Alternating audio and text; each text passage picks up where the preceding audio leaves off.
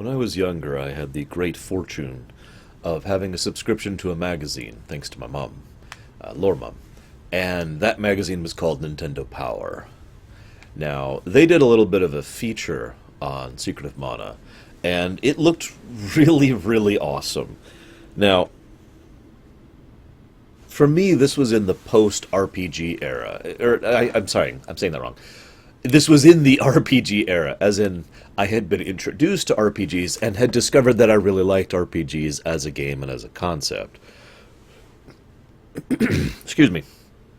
As I've said before, all of that was kickstarted by a game called Final Fantasy IV, or, as I knew it at the game, FF2.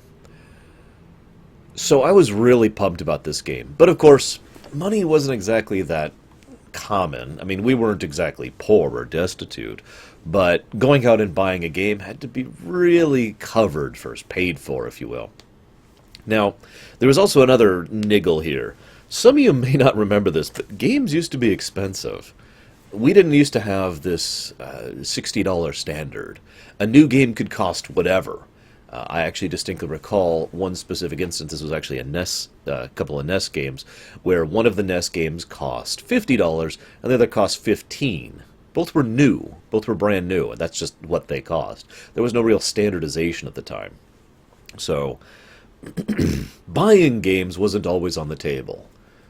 But what was on the table was renting them. I actually remember the day that Mum decided to rent Secret of Mana for me.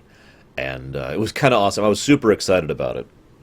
And she was like, geez, you're getting really excited about this. And I started explaining why I was so excited about it. Because Secret of Mana did a lot of things right. But the thing that really clicked with me, before I even played it, was the co-op. Now, most of my life I have loved co-op, but if I was to look back, that probably really got started with this game. I had played co-op games before. When I was much younger, me and my dad used to play Super Mario Brothers, the original, together. We'd hand off the controller, and then when he dies, he'd hand it to me. And when I die, I'd hand it to him. And there was plenty of dying, so there wasn't really a problem there. We did the same thing with Adventure of Lolo. When Mario Brothers 3 came out, I used to play with my friends, and we'd hand off each stage, So I've always had that enjoyment of co-op, but it was usually something I kind of forced onto the game, rather than something built into the game. Now, there were a couple of exceptions prior to now, but Secret of Mana, that's what really got that started. And to this very day, I absolutely adore a proper co-op game. About,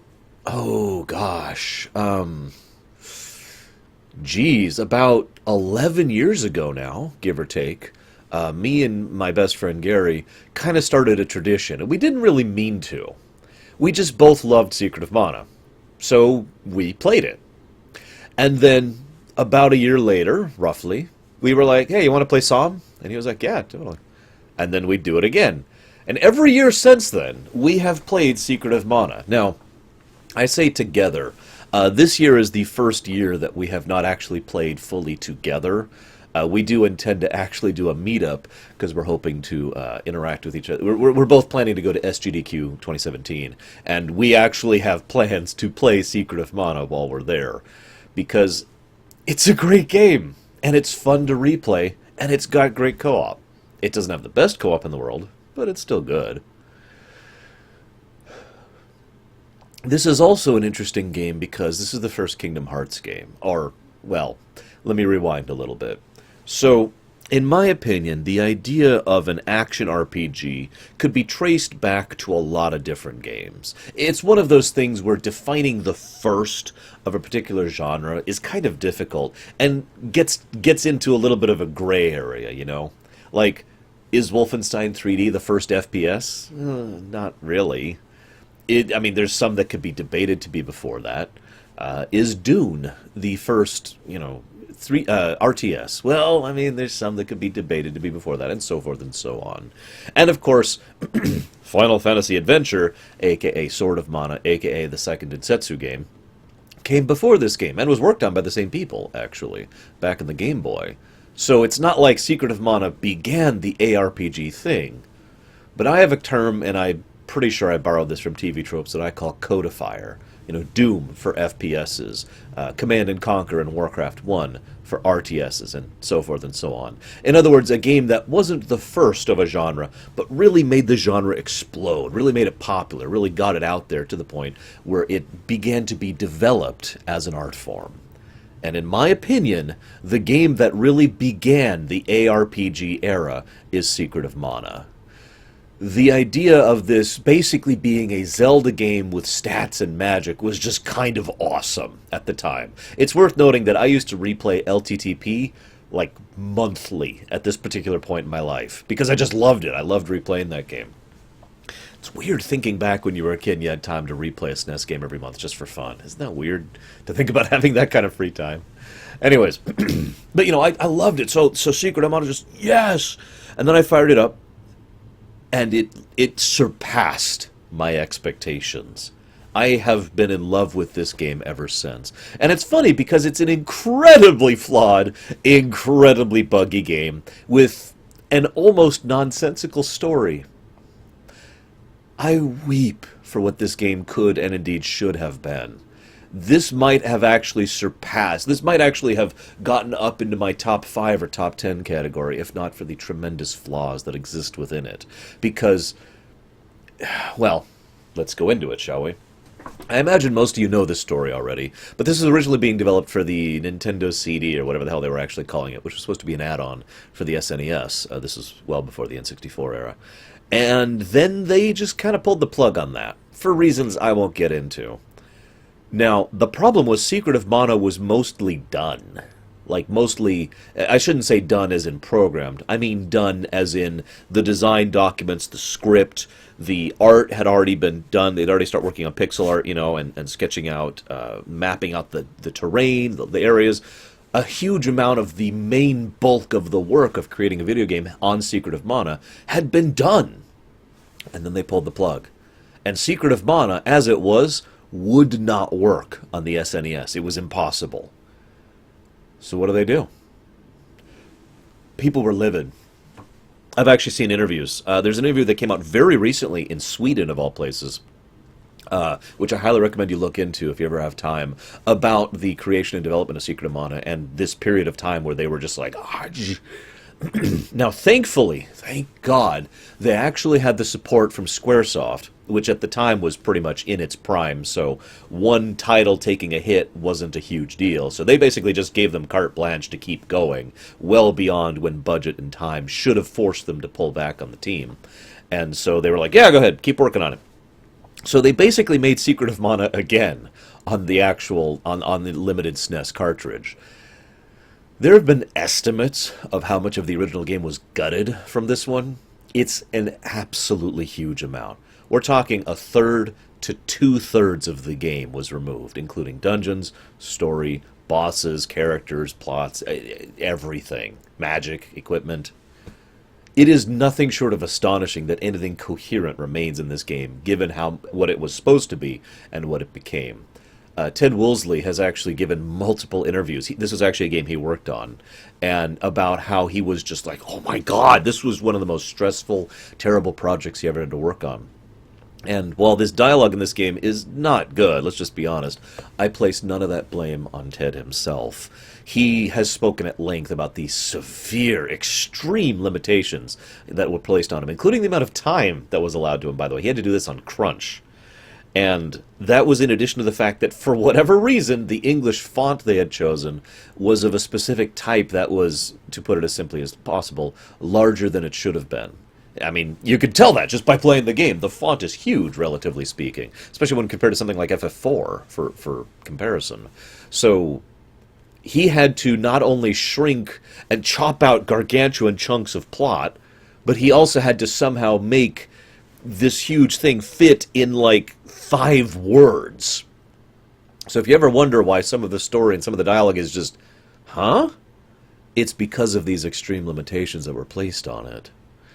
Now, as I am recording this, the Secret of Mana remake that's coming out on the PC, PS4, Vita, Switch someday would be awesome, but not confirmed at the moment.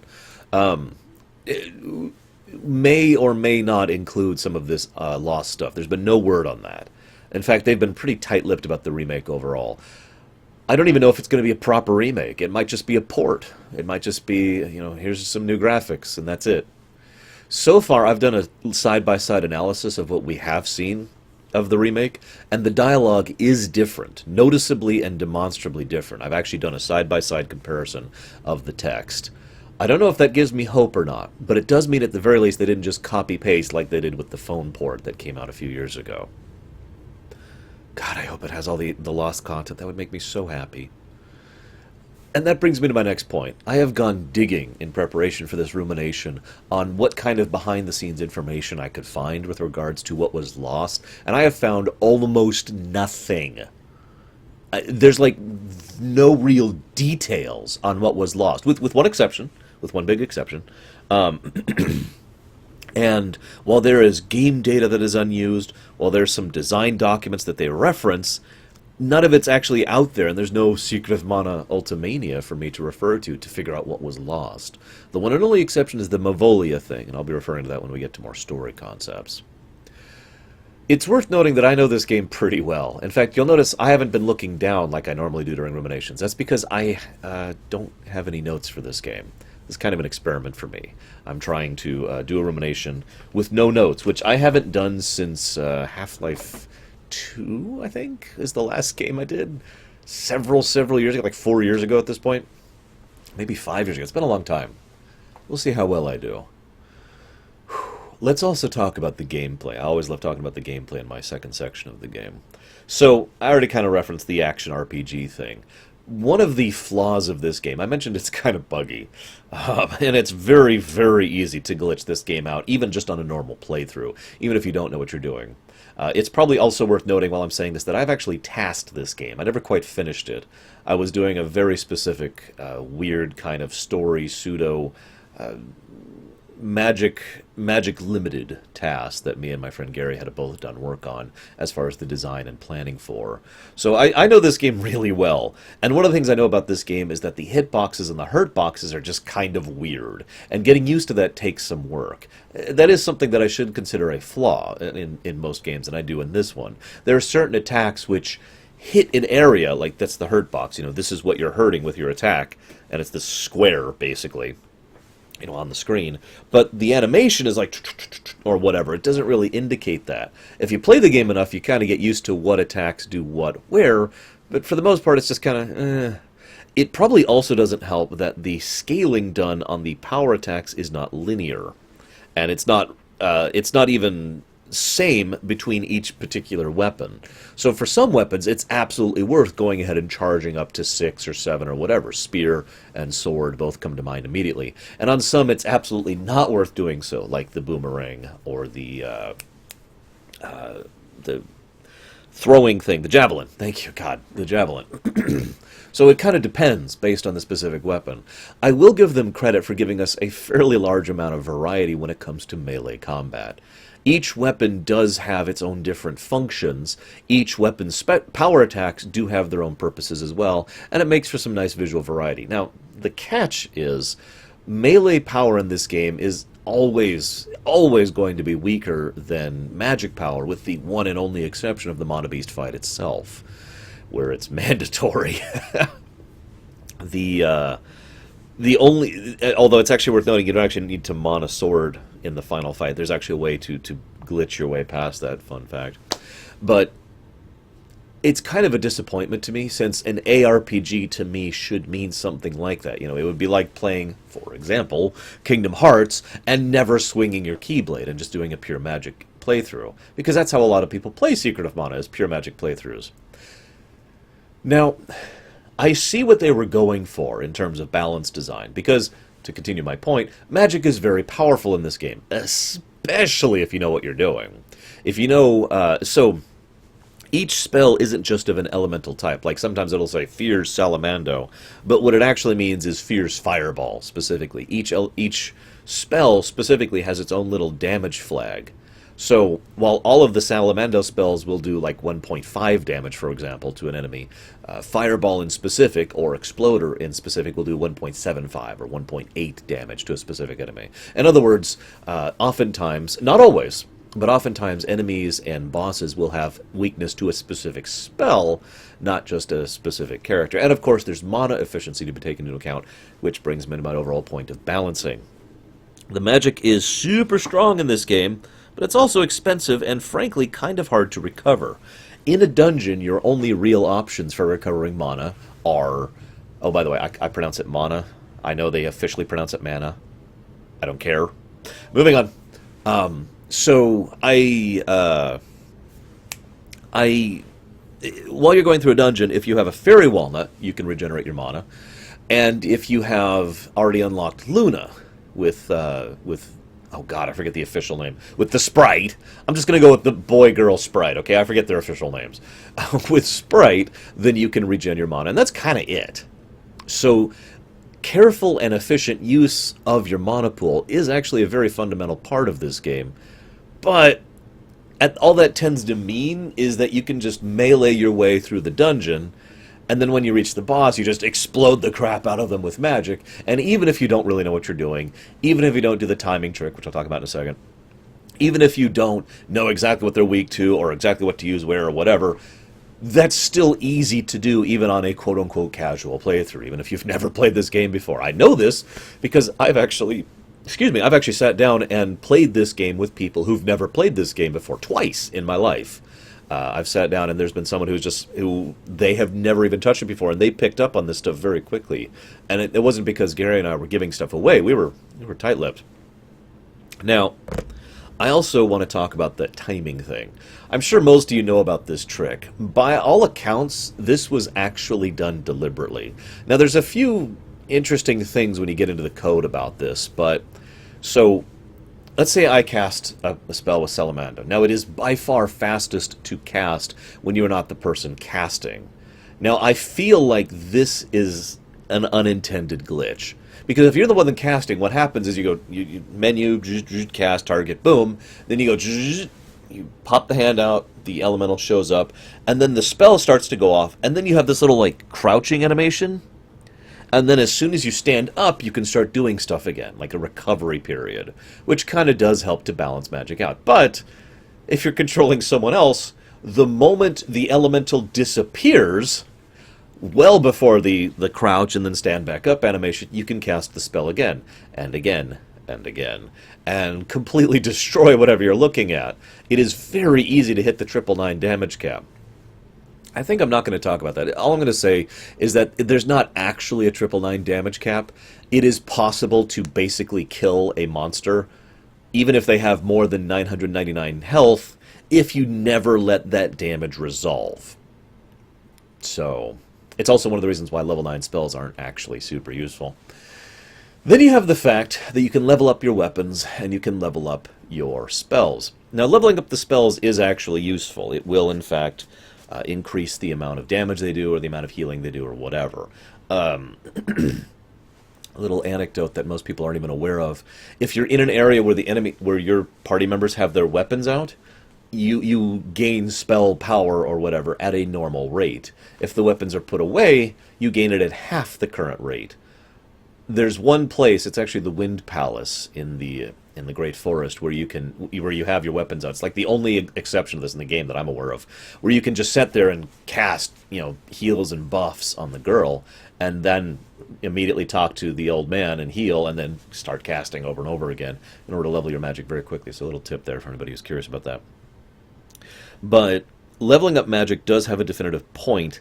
The only exception to that is when you hit level 9. Level 9.9... Okay, so once you hit level 9 magic, you start having a chance of doing uber magic, which is basically worse in every way than typical level 8 or level 9 magic, because everything freezes while the spell effect goes on, which means you can't stack it, which is the first problem.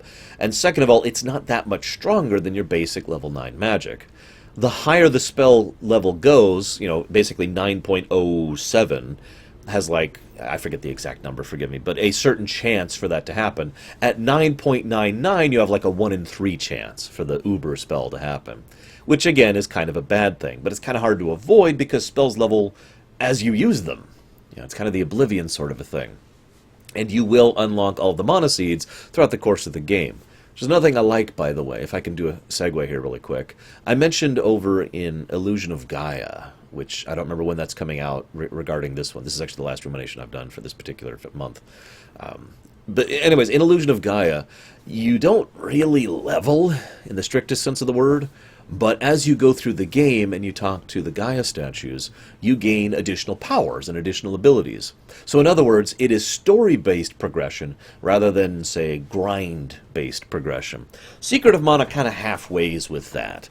If you just play the game normally and don't ever stop to level, there's a pretty decent chance that you'll have a rough time of it, because this is actually a pretty rough game, thanks to certain bad design choices in the late end of the game. But your spells will be at a relative level necessary to keep you doing the kind of damage you should be, same with your weapons. And more to the point, you can't level your spells to a certain point unless you reach certain points in the story. As you seal each mana seed and get to a certain point, then your spells can level up past what they normally can do. In other words, by the time you reach the end of the game, getting some of your spells that you use regularly to 9.99 is probably just gonna happen, and there's nothing you can do about that. But that brings me to weapon levels up. Now, I have done some digging into the code of this game. Near as I can tell, that doesn't really add any additional damage to the weapons.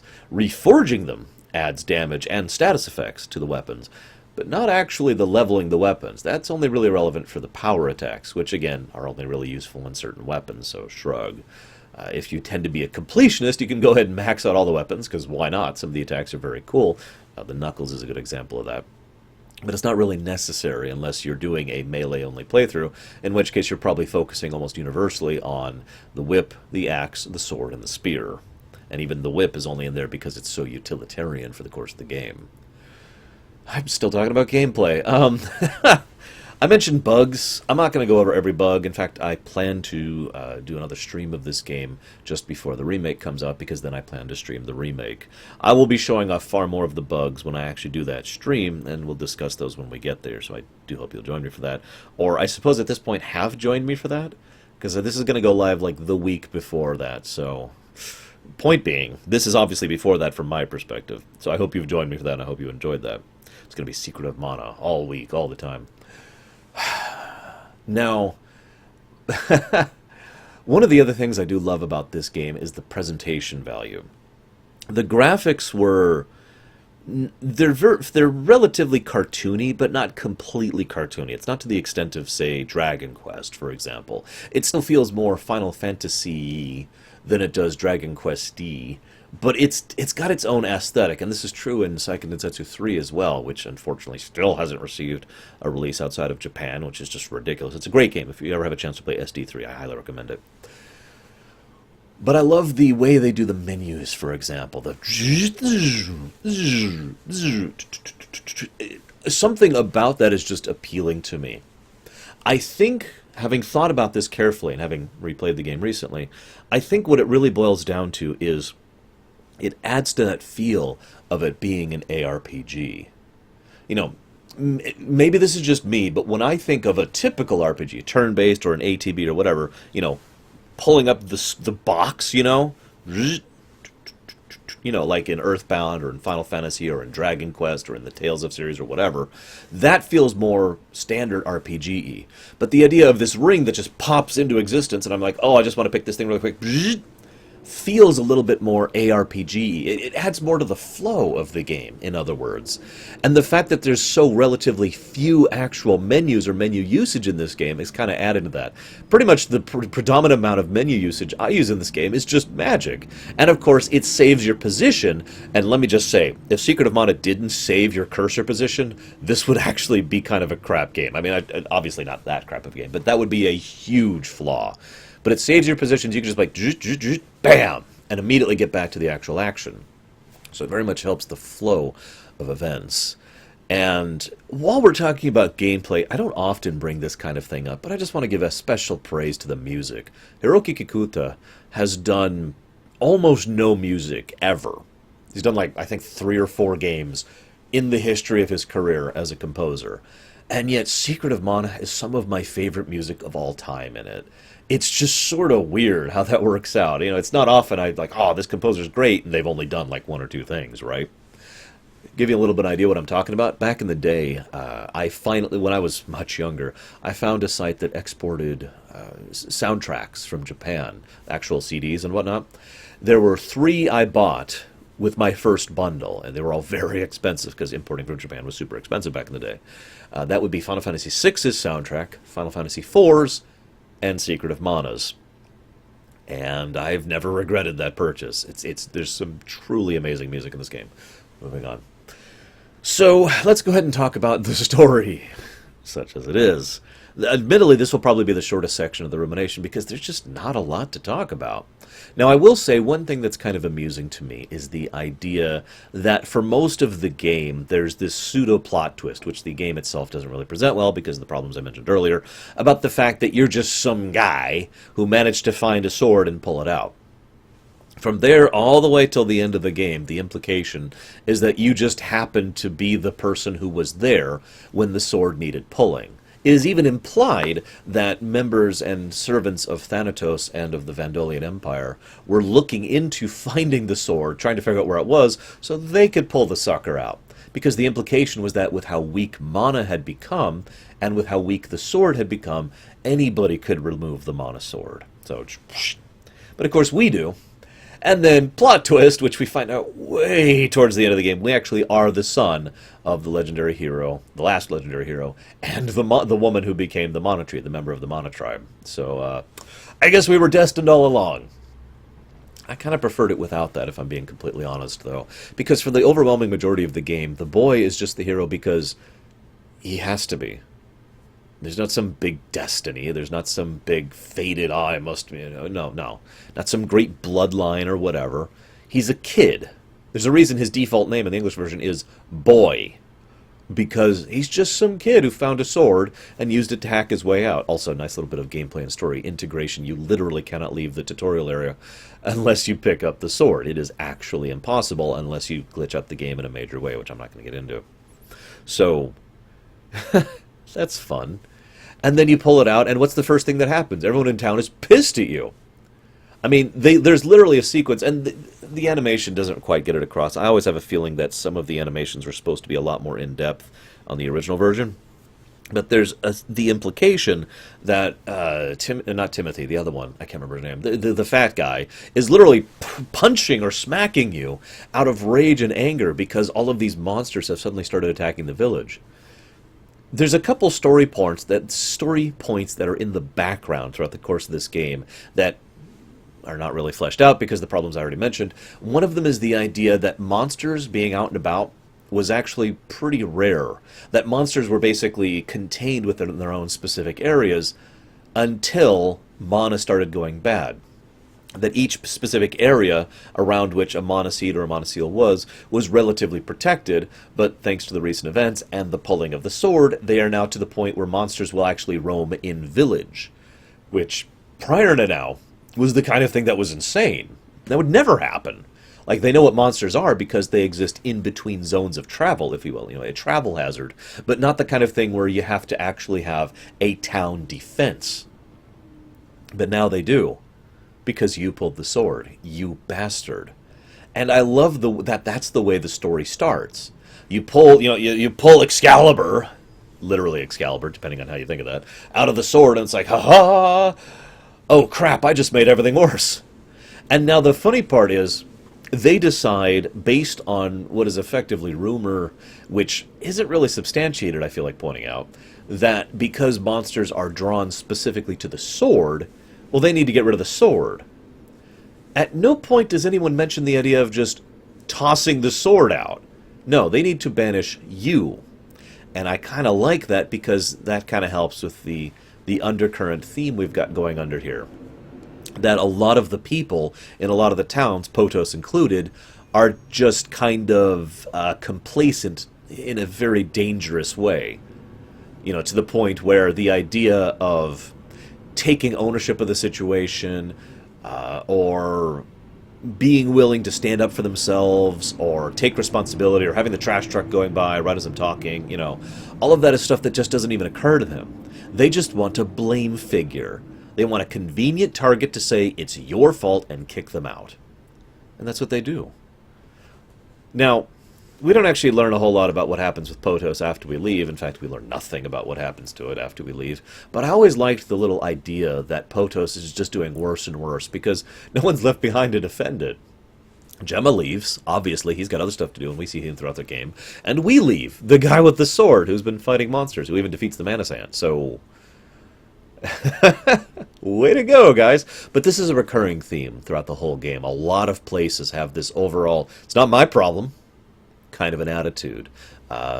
Special mention goes to the Gold Isle, where Lumina is, and to most of the citizens of the, Southtown and Northtown of the Vandolian Empire. Oh, that's another thing, by the way, really quick. So apparently, in more recent years, this has become debatable, which is weird because it used to be very concrete. I'm not sure when that changed. But back in the day, it was very simple. Seiken Densetsu 3 happened first, timeline-wise, then Secret of Mana, and then Seiken Densetsu 1, or Final Fantasy Adventure. That was the timeline. For some reason, that has been thrown into strangeness, mostly thanks to Dawn of Mana. So I'm just going to keep sort of assuming that that's the truth, because that does make perfect sense. SD3 establishes a lot of things, including the nature of the Mana Tree and how that functions in beginning the cycle. Psalm is kind of the fallout, basically the post-apocalypse that happens after the previous disaster, and then FFA is the final attempt of the Vandolians and the Mavolians in general to actually do stuff in order to try and do this, and they fail, the end. So, whatever. Getting back to my point. Now, one of the things that Secret of Mana did that was pretty awesome to me as a kid, and I still think it's pretty cool now, is it has very, very slight branching story. Now, almost all of that is concentrated at the beginning. I have a theory, which of course I have no proof for, that originally there were going to be other parts of the game that were intended to be branching. Most of you who've played the game know exactly what I'm talking about. You can go, and if you go in this specific path, you'll be kidnapped by the goblins, and then the girl will come save you. And then if you take her to the castle, she'll be like, screw this, I'm out. Or if you take her straight to the area, you can keep her. But if you manage to take her to the area, then go down to the dwarven area, you can actually keep her and get Sprite and get all 3 party members earlier than you normally could. There's several different methods. There's like 4 or 5 different paths you can go through the initial chunk of the game, basically up to Ilini's castle in the forest. That's the part where everything just kind of merges. I also mentioned, I guess I said I have no evidence, but that's not quite true. I mentioned this because later in the game there are several sections which nothing in the game really indicates that you can do things out of order, but you can. I'm mostly referring to when you are dealing with both the fire seed and the ice seed, or I shouldn't say the ice seed, but the ice area. You can actually go out of order when it comes to those events. And similarly, there's a lot of things you can do with regards to once you get Flamey in order to be able to do some of those orders out of it. So I get the feeling that that's just kind of a leftover of what was originally supposed to be a more branching story. Moving on. Oh, also, I guess my final point of evidence is SD3, which literally has a tri-branching story, but I digress. So, one of the things that I want to add story-wise. I mean, I've kind of been discussing. I have so much to say about this game. I apologize. I really wish that so many more little details had been more fleshed out. For example, one of the first things that we encounter as we're heading to the Water Palace is Diluc, who is with his troops who have been sent to infiltrate the forest, to infiltrate Ilini's lair. Okay, that makes sense. Why was he sent there? There's I think literally 2 lines of dialogue left in the English translation of the game that actually indicate what was going on there. So, Girl's father, she's a member of the nobility. Her father is a member of the aristocracy of the kingdom, okay? And Diluc is a common soldier. And she is in love with him, and the two are going to get married. Her father didn't approve of that. And then all of a sudden, Diluc just gets this near-suicidal mission out of nowhere, which, appropriately enough, basically sets off the events of the plot. I mean, yeah, us pulling out the sword is what really sets off the plot, but if you think about it, many of the events that happen, especially around Thanatos' arcs, all started because her father sent him on this dangerous mission. Yay. So, then we find out about the Mana Seed, we meet Luca, all this fun stuff happens. one of the things that I didn't know for a really long time, I used to make it a point whenever I replayed this game, was to make sure I grind enough gold before I enter the Dwarven area so that I can make sure to donate to the sprite. Did you know you don't actually have to do that? Like, you have to have enough to pay for the show. But if she asks for the donation, if you literally don't have, or excuse me, he, I'm sorry, I've always thought of the sprite as a she. I only, like 5 years ago, found out she was a he. When he asks for a donation, if you literally don't have enough gold to pay for it, you don't. So they just, you cheapskate, and then events proceed as normal. I also want to just say really quick that I wish Watts had been developed more. I don't have anything to say about him other than the fact that he's cool. And he somehow manages to get around, and he has great quotes for most of the areas. Oh, this heat. Anyways. So now we get to the point where I'm just going to start racing forward in the story because I don't have too much to talk about for certain sections. One of the things that they mention is how Thanatos, who is aging and dying, is actually a malevolent spirit, the Dark Lich, who needs to have a body to properly manifest in order to properly interact with the world. Now, I mentioned towards the beginning of this rumination the idea that there are certain, there's one plot aspect of the original story which I do actually have knowledge of, and that is the Mavolians. So, I'm not even 100% sure if I'm pronouncing that right. The Mavolians are basically the demons of the setting. They exist in the underworld. There's a huge variety of what they are and how they are. And there's most, if not all, of the villains in the Mana series have all been either Mavolians or directly influenced by the Mavolians. And so, the curse of Mavoli and all that is an omnipresent aspect of the entire series. Now, you'd be forgiven for saying, huh? Because it's not even mentioned by name at all in the first 3 games, at least the original translations of the first 3 games. So, I'm very curious if the remake will mention that at all. Regardless, Thanatos himself, as this spirit of Mavolia, is arguably the main villain of the game. He's effectively the last boss of the game. But what I find most interesting is that in the original translation, and again, this is something that I do know about the original story, Emperor Vandal was actually in on this too. Now, they're not details are vague, unfortunately, due to the nature of missed information, but the idea is that Vandal either made a deal with or actually was one of the original Mavolian spirits, and therefore, despite the fact that Thanatos comes across as this, I'm manipulating you from behind the scenes, it turns out Vandal was just in on this the whole time. That plot thread you can kind of see one tiny little hint of way towards the end of the game when you encounter Vandal in the Mana temple, the temple of Mana, of life, or whatever element you want to call that. And Vandal's there, and it's like, it's Vandal. What? He's not moving. Look, there's a door. And that's like all you get. That's the only hint of that plot that remains in the actual English translated game. God, I would give so much. Anyways. But I bring this up now because one of the important points for Thanatos is he needs that host body. Now, in the original story documents, they kind of mention how Thanatos, there's so much power resonating through him. It's one of the reasons he can't properly manifest here. He can only do so for brief periods of time. In fact, when he does show up as the Dark Lich at the end of the game, it is basically implied that he's only going to be there for a few minutes, and then he's going to get sucked back down to the underworld because he can only manifest for so long. Now, he needs a very specific host body, because if he doesn't, well, all of that power isn't going to go very well in that body, and there's going to be a little problem. So that's why he has been so desperate. He gets to the point where he mind blanks and just starts stealing people from an entire kingdom en masse, trying to find someone. He's even got another agent, Eleni, who he has basically sending people after him, again, en masse, trying to find, is this one? No, this one, God, I've only got like a few weeks or months or however long the game takes left. Oh, come on, there's got to be another host somewhere.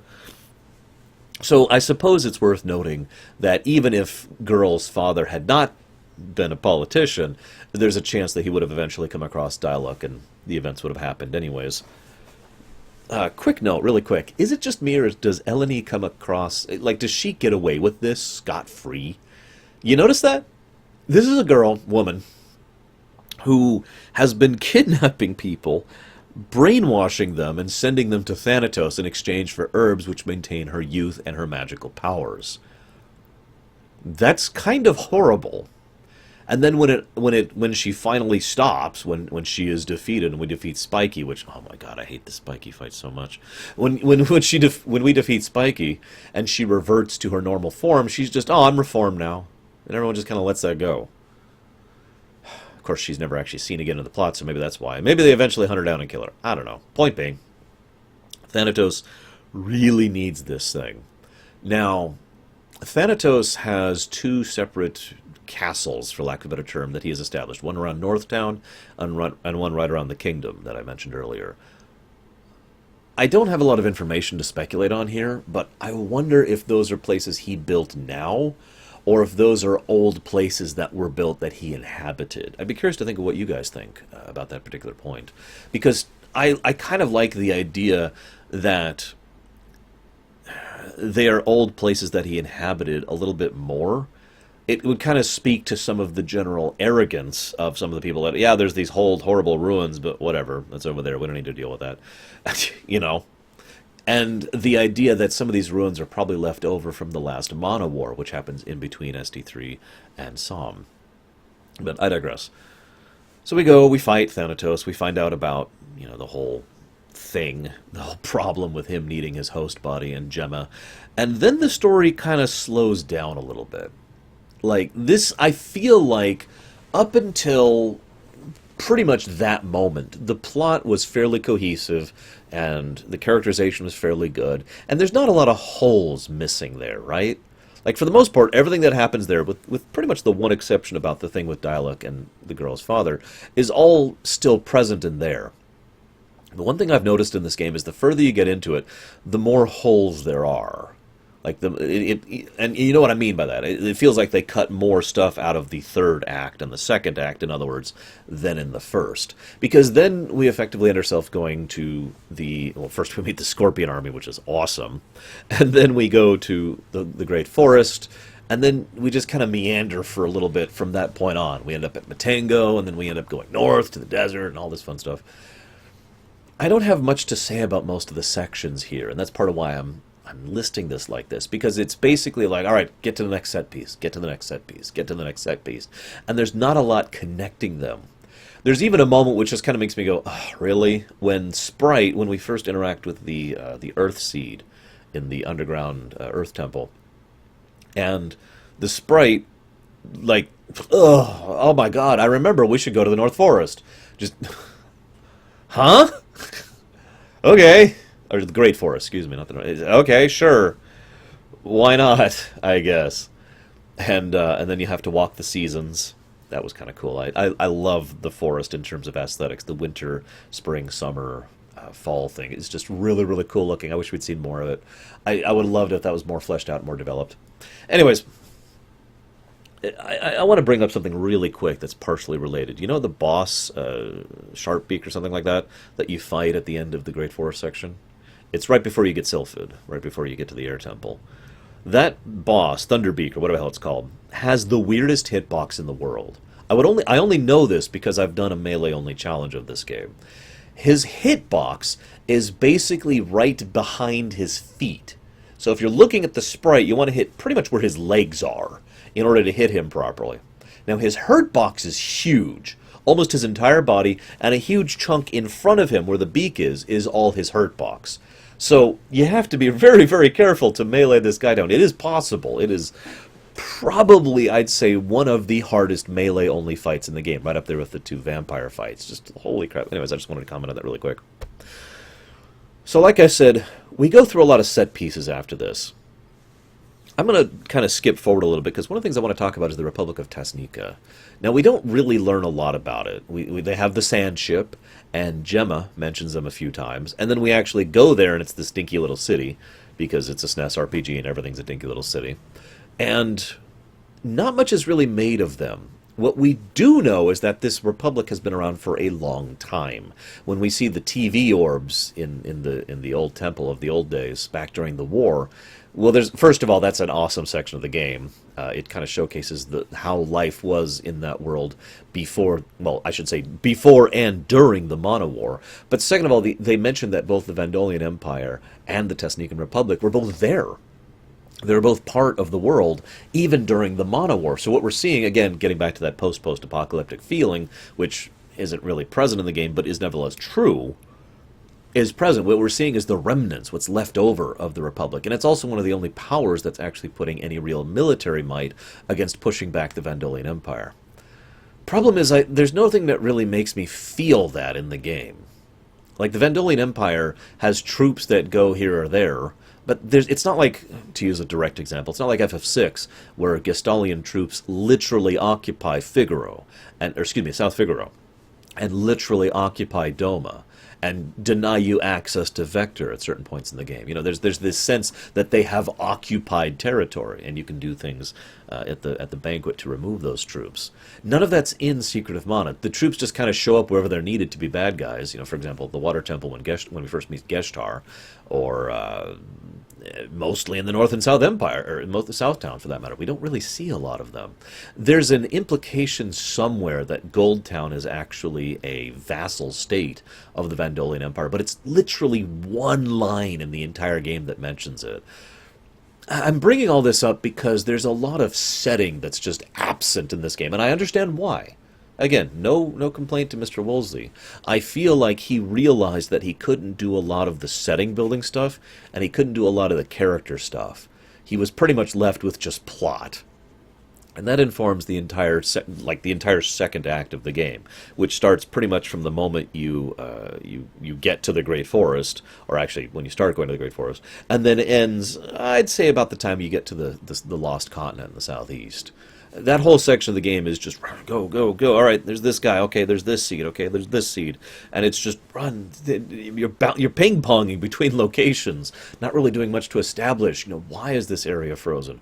Why is it Santa Claus felt the need... Yeah, by the way, we fight Santa Claus in this game, for those who never played this game.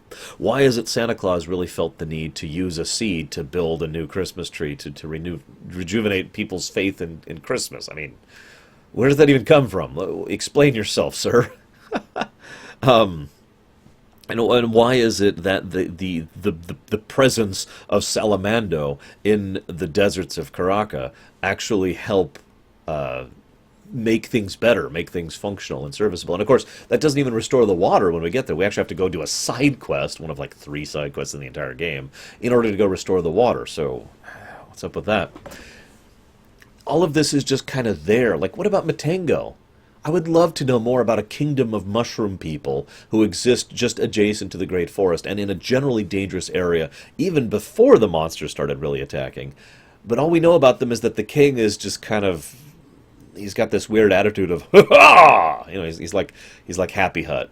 For those of you who don't remember what that is.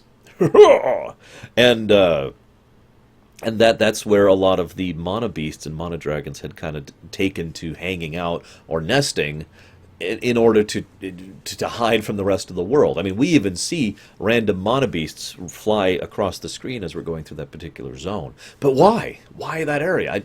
All I can do is speculate in a vacuum. And then there's a part of the game, we do all this stuff. We unleash all this power, we go to the Gold City. One of the things I tend to do, just as an aside, is I tend to not buy equipment until I get to the Gold City. It's an old habit of mine. It's because of the fact that the Gold City equipment is way better than almost any equipment you can buy in the game. The only thing that surpasses it is Neko's gear in pretty much the end of the game. He actually has 2 end game shops, one right before you go to the Pure Lands, and one when the Mana Fortress is actually available. And he sells the actual best purchasable gear in the game. The actual best gear in the game all drops in the Mana Fortress as random drops from trash, which is not my favorite method of getting the best gear in the game, especially since some of those drops can take a long time. God, I've farmed the Mana Fortress so much. Anyways, getting off topic. Point being, I like to wait until I get to the Gold City and just kind of dump money there, and basically that's usually the only time I really dump money on gear. But I want to bring this up because for the longest time I assumed gear just kind of didn't really matter until I was working on that task I mentioned. Because it turns out your defense stat is actually hugely important in this game. It can reach a point, so your defense stat doesn't just determine how much you're hit by, it also determines what chance you have of being crit, and if you're staggered by the blow at all. What I mean by that is, if you've played this game, you get hit and go, ooh, and you recover for a second, right? But sometimes you get hit and you're just like, ugh, and it's just really quick. And sometimes you just do a block, and you're immediately back into the action. That's all predicated on the defense stat, which in turn informs other stats on your actual stats page. So getting a higher defense stat is actually hugely important to this game, because it's actually really, really easy to be stun locked if you don't know what you're doing.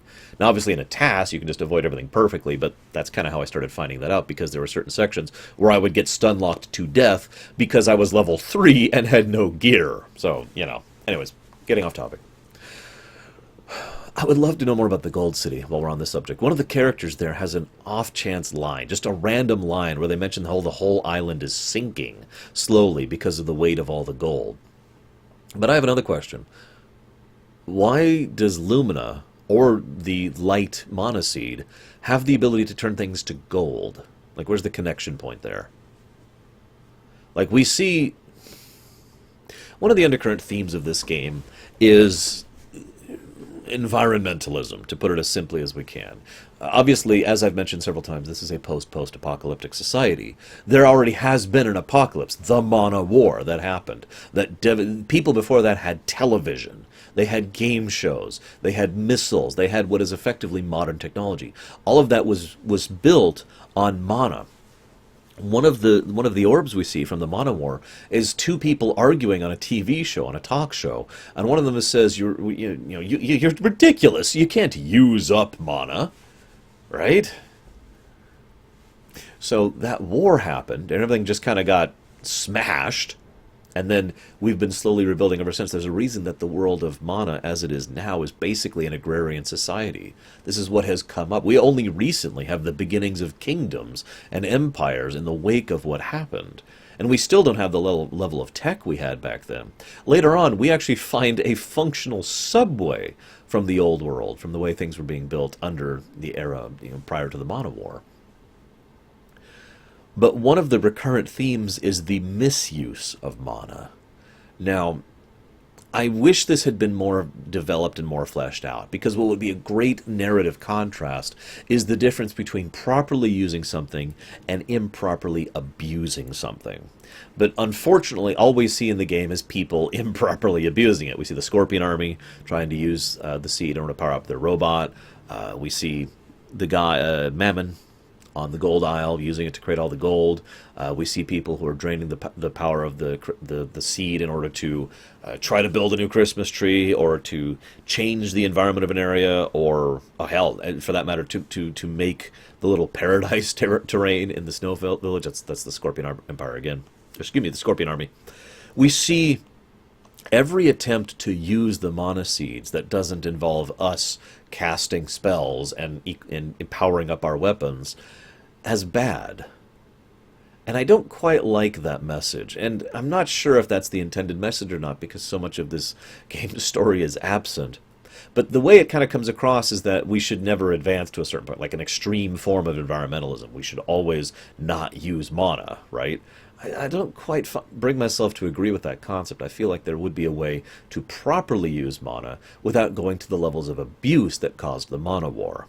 Now, of course, the enemy's plan, Vandal, Thanatos, and the Mavolians in general, their plan is to deliberately overuse mana. That's actually the specific reason why they re-resurrect the Mana Fortress, is so that it will cause such an overwhelming glut of mana usage that it will re-provoke the Mana Beast, and once that happens, we'll have another cataclysmic clash, and we'll have yet another apocalyptic scenario, wiping the slate back down to clean, even more than it already was. There's also the implication that this would open the door, for lack of a better term, to the underworld for the Mavolians to come up and just conquer and take the world for themselves.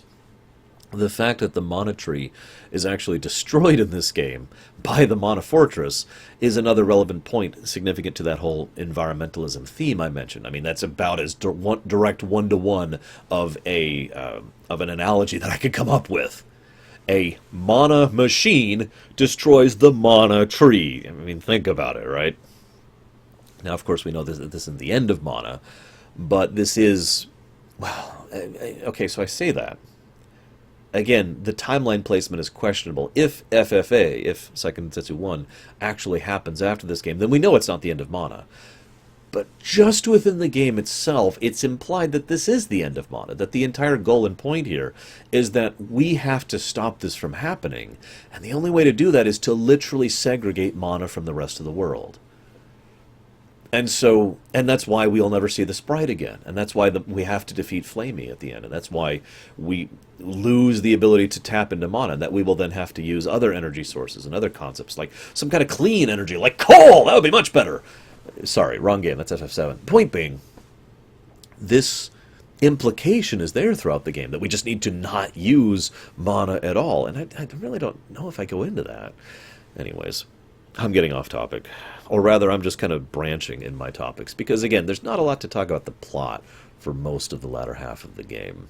We do find a little bit more out about Thanatos, which I've already told you about. We do find a little bit more about the Vandolian Empire. There's also this scene which just kind of makes me roll my eyes. Now, again, I'm going to parallel this game to Illusion of Gaia really quick, because there's a scene where we meet the Resistance Cell in Northtown. And they're like, hey, the Emperor wants to talk peace. And I think even as kids, I'm pretty sure no one believed that was sincere for even a second. It's like, oh, yeah, sure. Let's go talk peace with Emperor Vandal. This is totally going to work out. Oh, it's a trap. No, stop. And so what I do have to say, though, is that moment has almost no impact. And that's kind of the thing that bothers me about it. Think about this narratively. You know, we've just defeated the Dreadwaller, or excuse me, the vampire in Thanatos' ruins right next to the North Town. We go back. The Resistance is brought in to talk peace. The Resistance is imprisoned. Then we fight our way out. And then the Resistance is freed. And then we fight our way through the castle, defeat Geshtar. Geshtar tries to blow up the roof of the castle to kill us, and Flamey comes in and swoops off, and then we have access to our airship, which is, by the way, one of the cooler airships in the series, if I may say so. So, what was the narrative point of all that? Like, if you think about it, right? Again, I know there's pieces missing, but what is accomplished by this sequence of events? We get our airship, but there's a lot of ways to do that that don't involve this whole convoluted mess. It feels like something that was tossed in that should have been fleshed out, that should have had more depth to it, but instead it's just, hey, it's a trap, all right, we're free, airship. You know, that's basically how the sequence of events goes. Now, I wanted to parallel this directly to Illusion of Gaia, because one of the reasons that this imprisonment scenario has no impact is because it literally lasts a few seconds. Like, we walk up, and Emperor Vandal is like, ha ha ha, and oh, no. Fade to black, fade back in, and we're there in the we're there in the cell. We can talk to the other people, and as soon as we start banging at the doors, they let us out to go fight the boss. There's no impact from that for the player, for the person. They might have been in there for days for all we know, but instead it's just fade to black, fade in, and go fight boss, and that's it. Illusion of Gaia did the same concept a lot better, because this is a very small spoiler for Illusion of Gaia. Towards the very beginning of the game, it's actually one of the first things that happens in the entire game. You're summoned to the king, and the king demands the ring from you that your dad had. And whether you say yes or no, he tosses you in prison. And then you can't do anything. It's not super long, but for a period of about 40 seconds or so, you're just stuck there.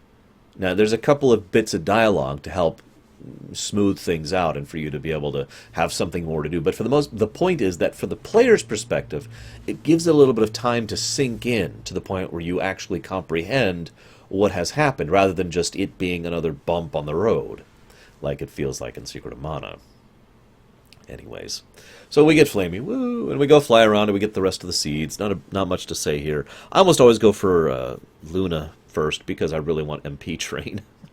MP Drain is the exact moment at which the game stops being difficult, unless you're doing a melee-only challenge. Because at that point, you can just MP Drain, and you always have to make sure you know what you're MP Draining. You know, you MP Drain, nuke, MP Drain, nuke, MP Drain, nuke. What I got into the habit of doing was I would start with a nuke, and then while the casting animation is still going, I would do the MP Drain, and then the damage would finish with them dying, and I would get the MP back. You know, it's just a fun little thing there. I don't have much to say about the rest of the game. As I already talked about, we have this post-apocalyptic thing. You know, when we go to the Lost Underground, we see the cityscape, the underground city and the subway and the high tech and the computers and all this stuff. More signs of the world that was. Also, there's the whole Jack Jock section, which I have to admit, it took me until my second time playing through this game to realize that you don't actually have to go up every single time, go through that stupid mountain, go all the way to the top, and then talk to him, and then go out and fly out, then come back and go all the way to the top again every frickin' time. You can just do the events that need to be done. You know, go to Tesnica, go to the Shadow Temple, etc., etc. You can just go do those, and then when you finally come back to him, he will go ahead and say, all right, time for your trial. I also wanted to talk more in depth about the specifics of that trial, but unfortunately I couldn't find my specific notes on that. I do know that if one of your players dies, your doppelganger dies too, and then you can just res your player, and that's actually one of the easiest ways I've ever had to get by the doppelganger fight. There's other more legitimate ways to fight it too, but, you know, if you're level 10 or whatever. So, you have the trials to prove that you're worthy, which doesn't, I mean, again, is a section of the game that I don't have much to say about, other than I feel like more was supposed to be here. I'm trying not to repeat myself too much, but I just want to acknowledge that this is another section that feels like there should have been more here. Especially the section where we go to the Republic, and they're like, "Oh my God, there's a trespasser, there's some kind of person," and we walk up, and it's like, "It's you! Oh my God, how did you know it was me? What, huh?" And then we fight Sheiks, except we don't even know it's Sheiks. We don't find that out until later. It's just some random trash mob. It's not even a boss. What? And then we're done. Okay, that was weird. All right, I guess we'll go to the next set piece. You know, a lot of the third act is just go, go, go. One cool part, if I may skip forward a little bit, is when we go to the Pure Lands. Now, me and Gary have a concept between us, and there's only really two things that fit this concept, but we refer to it every time it comes up because it amuses us greatly. And that's a section which has really light-hearted, uplifting music or very peaceful, tranquil music in a part of a video game that's insanely hard.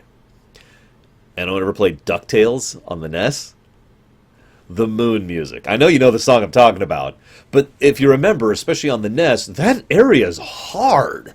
The moon is brutal, and so the whole time it's like, "You're gonna die," da, da, da, da, da, da. You know, the whole time we're going through that. It's the same thing with the Pure Lands. It's this wonderfully peaceful, soft, soothing music in this insanely difficult nightmare land of doom.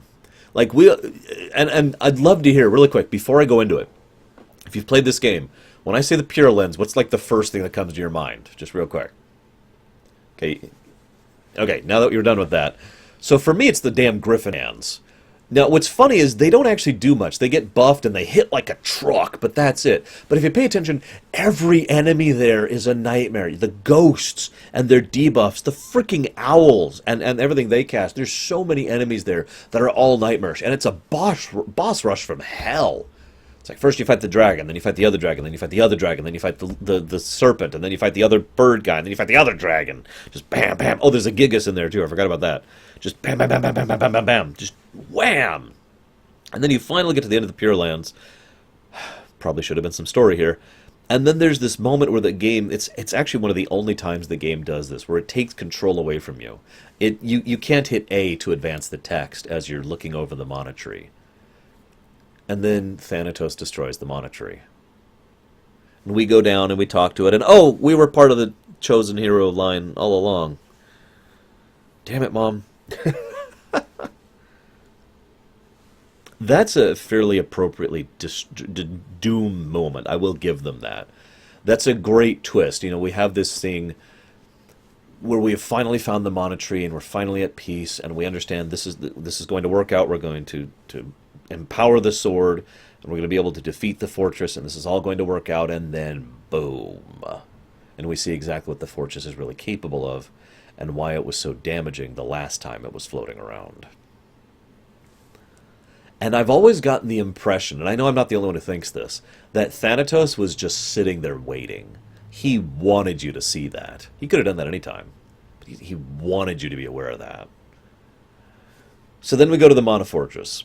Let me just go ahead and say really quick that the Mana Fortress song is one of my favorite songs of all time. It's on what I call my Zero playlist, which is the best of the best of the best. And it's great because it helps make farming there a lot easier because the Mana Fortress is brutal, especially if you don't know what you're doing. Again, lots of bosses, and again, really, really mean trash fights. But the thing that makes it more interesting is that there's actually, I mentioned earlier that there's gear that drops in the Mana Fortress. There's actually two sets of gear. There's like a lesser set, which drops off the enemies you meet mostly in the early part of the fortress. And then there's the actual best gear in the game, which drops off the enemies you fight at the later part of the fortress. And there's no story through the whole fortress, which I try not to repeat myself. But then we go and we have our final scene. Now, this scene I do know some of the original translation of. It's the scene where Diluc is there and Thanatos finally possesses Diluc. Now, the dialogue doesn't get it across particularly well, but the whole idea is that Thanatos has inhabited his new host body, and he is now in Diluc, and Thanatos is basically won. He has the fortress, he has destroyed the tree, and he has his new host body. He's going to be able to force the Mana Beast, Flamey, to attack the fortress, and he's going to be able to cause another apocalypse, drop another A-bomb on the whole world, wipe things clear, and unleash the things from Avolia. And this is the moment that I really wish we had more characterization for, because this is when Diluc shows what kind of a person he really is. He manages to resist the will of Thanatos for just a few seconds, and that's all he needs, because then he commits suicide. Diluc kills himself, and in so doing, prevents Thanatos from having a proper host body. This forces Thanatos out, and as I mentioned earlier, he can only really manifest for a brief period of time. Now, most of the other set pieces are in place for him to win, but without him there to guide them, now it is possible for the heroes to interrupt Thanatos' plans. And that's kind of awesome. It's a story element I don't see that often, and I would love to see more of, where someone else, a fairly normal, typical, ordinary individual, stands up and mans up and kills themselves, in this case, literally and directly. But you know what I mean? They do something that enables the heroes to win. I mean, there are other games that have done this, of course, but I love that concept. And then we fight the Dark Lich, one of my favorite boss songs of all time, and just an awesome fight overall. Also, really, really, really hard fight if you're out of fairy walnuts. Make sure you save some fairy walnuts for that, because you're going to need them. So, great fight, and then we defeat it. Then some really awesome music plays as we realize that now that we have pushed him out of the scenario, now we have no choice. With the Mana Tree gone, the Mana Fortress will crash, but we still need to get rid of the Mana Beast to prevent that apocalypse from happening. And once we have done so, again, the implication is that mana will fade from the world, which is, according to the ending at least, what actually happens, although, again, Final Fantasy Adventure kind of throws that into context. And then we have the fight with the Mana Beast, which, again, awesome boss song. And a very unique boss fight. It's one of the very few times where Secret of Mana went ahead and just really pushed the boundaries of what the SNES could do. The specifics of what are happening are actually kind of basic if you're aware of what's happening. Like, for example, when he tosses the flame spiral at you, what happens is at the last second it basically manifests a hurt box right on the spot, which you can block or dodge or avoid or whatever, and then the hurt box goes away, and then it de-renders the graphics. Or when he flies at you, similar kind of a concept. And then when he flies up, that's your chance to actually hurt him. Sure hope you have the mana to empower the sword, because if you don't, you have to use the glitch to hurt the Mana Beast. Quick little anecdote. Me and my friend Gary like to beat the Mana Beast with barrels every time, because barrels are an item that make you invulnerable and incapable of doing anything. They're completely useless, except in the final boss of the entire game, where there's huge sections of time where you can't do anything and he's trying to attack you. Anyways. So we beat the Mana Beast. He goes, Mode 7's his way out. That's also why there's no background. The Mana Beast is the background layer. That's how Mode 7 works. And then peace reigns. I really wish I knew the specifics of what happens here, because we do, of course, know that we have lost the sprite, and Diluc is dead, and we've lost mana. By all intents, the ending's actually a downer. All we've done is prevent things from getting even worse. Things are still bad. And despite the uplifting music of the ending, I always feel like we've actually kind of failed here. That all we managed to do is prevent things from going from bad to worse. Again, like to repeat myself. I really, really am looking forward to playing the remake and seeing what they do with this. I've run out of things to talk about. I hope you've enjoyed this, my experiment in doing my first rumination about 4 years without notes. I hope it's been acceptable. I'll see you guys next time.